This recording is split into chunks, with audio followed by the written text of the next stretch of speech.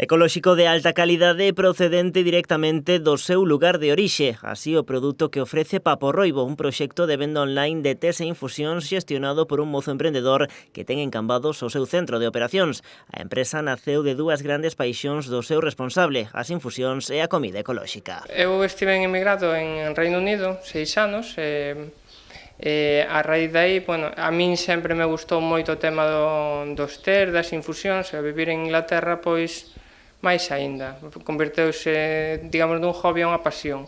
E despois o tema ecolóxico, pois foi algo que empezou alá en Inglaterra, gustábame moito. Alá a comida ecolóxica atópase moi facilmente nos supermercados, entonces pois foi algo que cada vez me empezou a gustar máis. Iago ofrécese a prepararnos un té verde con mazá. Aproveita para contarnos que unha das claves de Paporroibo é a orixe do produto. Importo de China, de India, de Sri Lanka, de Ruanda, de Sudáfrica, e traio as variedades nos sitios onde mellor se fan os tés, non? Por exemplo, o té verde, os expertos son en China, pois traio de China, o té negro en Sri Lanka, en India son os expertos, pois dai os traio. Igual que o mellor albariño aquí nas Rías Baixas, pois o mellor té verde ven de China. Paporroibo participa en feiras e distribúe os seus tés e infusións a varias tendas, con todo a gran aposta da empresa e a venda directa ao consumidor a través de internet. Por internet, pois vendemos a toda España.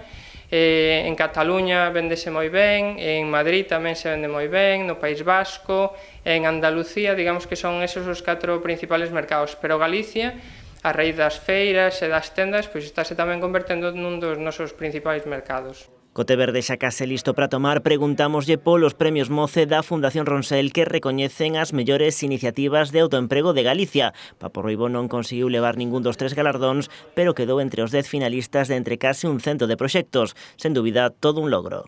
A verdade é que foi unha sorpresa, non? Porque se presentaron máis de 100 empresas para os premios estes, chegar a ser finalista, éramos 10 finalistas de máis de 100 empresas que se presentaron, pois a verdade é que foi un éxito.